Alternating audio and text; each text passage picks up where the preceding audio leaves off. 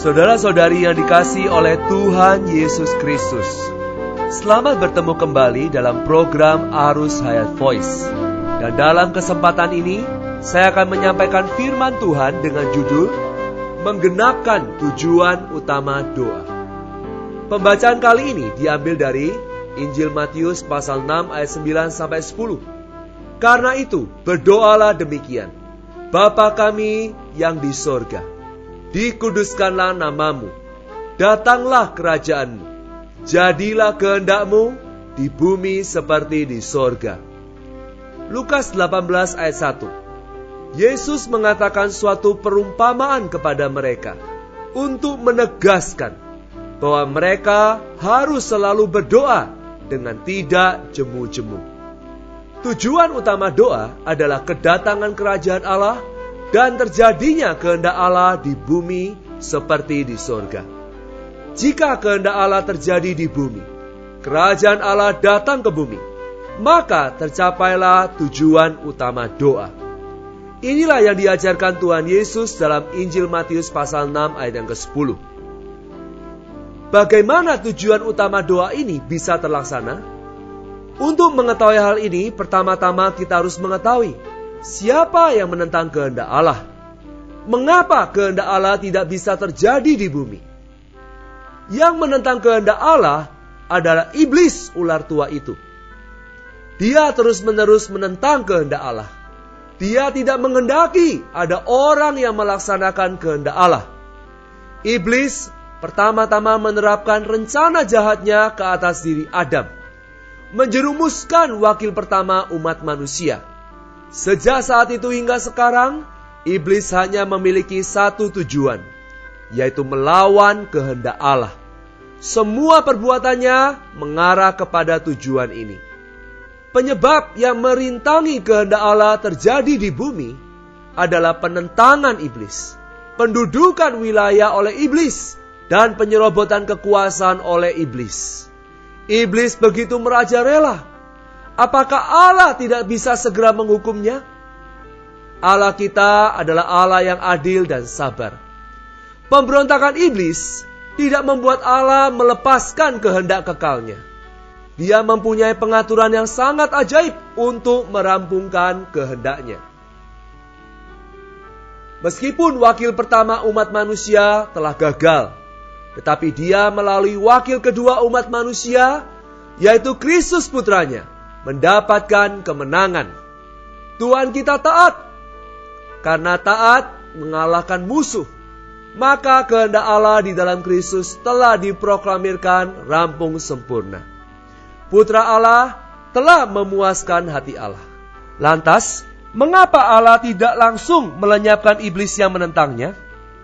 Allah masih sabar dan terus menunggu sampai tubuh Kristus, yaitu gereja, dalam doa bersimpati kepadanya, bekerja sama dengannya, sampai semua musuhnya menemui kesudahannya.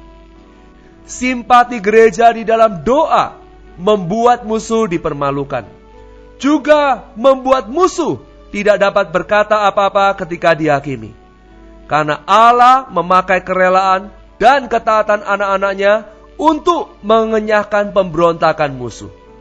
Singkatnya, ketika tubuh Kristus, yaitu gereja, hidup di dalam ruang lingkup kebangkitan Kristus, dengan gigih melawan iblis, sampai iblis menemui kesudahannya, maka kerajaan Allah datang ke muka bumi ini, dan tercapailah tujuan utama doa.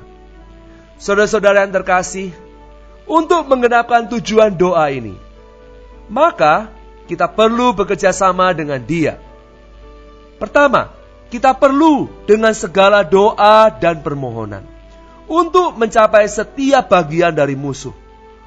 Doa dalam segala doa dan permohonan ini harus sering mohon Allah memberi kita wahyu yang baru, mewahyukan betapa pentingnya kehendak Allah, dan melakukan penyerangan terhadap pekerjaan iblis. Kedua, kita perlu berjaga-jaga, seperti yang tercatat dalam Efesus 6 ayat 18. Tidak memberi celah kepada musuh untuk masuk dan mengguncangkan kedudukan kita. Berjaga-jaga adalah perlawanan dengan menjaga diri kita. Kita harus memiliki satu tekad yang selalu berdiri di pihak kehendak Allah. Meskipun kita mempunyai kegagalan dan kelemahan, tetapi kita tetap akan melawan musuh. Kita tidak dapat melupakan kedudukan kita yang mulia, yaitu kita telah mati bersama Kristus, hidup bersama Kristus, dan duduk bersama Kristus di sorga. Meskipun kita hidup dalam darah daging, tetapi kita tidak berperang berdasarkan darah dan daging. Kita akan menanggulangi musuh dalam kemenangan Kristus. Ketiga, kita harus ada iman di dalam tujuan utama doa kita. Kalau tidak ada iman, tidak bisa bertahan lama. Mudah sekali tawar hati.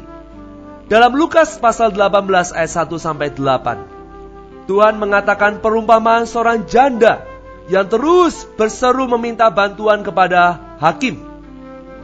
Di sini Tuhan memperlihatkan kepada kita suatu pengajaran yang sangat jelas, yaitu harus selalu berdoa tanpa jemu-jemu. Pada bagian penutupnya Tuhan berkata, akan tetapi jika Anak Manusia itu datang, apakah ia akan mendapati iman di bumi? Hal ini membuat kita tahu bahwa doa untuk melawan musuh adalah doa yang paling mudah membuat orang tawar hati dan jemu. Namun kita tidak boleh tawar hati, karena doa yang melawan musuh adalah doa peperangan. Dalam peperangan ini akan ada penderitaan. Saat itu kita harus berdiri teguh di dalam iman. Demikianlah maka kehendak Allah akan terjadi di bumi, dan kerajaan Allah akan datang ke muka bumi. Mari kita bersama-sama menggenapkan tujuan utama doa. Mari kita sama-sama berdoa. Ya Allah Bapa kami, terima kasih Engkau mewahyukan tujuan utama doa pada kami, yaitu supaya kerajaan-Mu datang dan kehendak-Mu terjadi di bumi seperti di sorga. Tuhan Yesus berkatilah ya Tuhan, supaya doa-doa kami adalah doa-doa yang menggenapkan tujuan utama doa ini. Berkati kami dalam segala doa dan permohonan. Berdoa supaya musuh-Mu dipermalukan. Berkati kami di dalam doa ini, supaya kami terus berjaga-jaga di dalam kedudukan kemenangan-Mu. Tuhan, kami berdoa biar kami terus dengan tidak jemu-jemu, dengan tidak tawar hati, berdoa sampai kerajaan-Mu datang. Kehendak-Mu terjadi di bumi seperti di sorga. Di dalam nama Tuhan Yesus yang menang, kami berdoa. Amin. Demikianlah firman Tuhan. Sampai bertemu di dalam kesempatan berikutnya. Kasih karunia-Nya menyertai kita semua. Amin. Demikianlah program Renungan Arus Hayat Voice Note pada hari ini.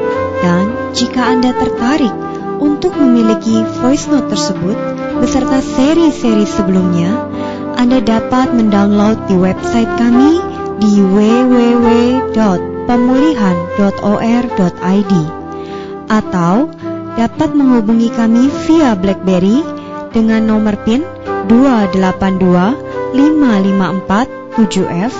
Tuhan Yesus memberkati kita semua.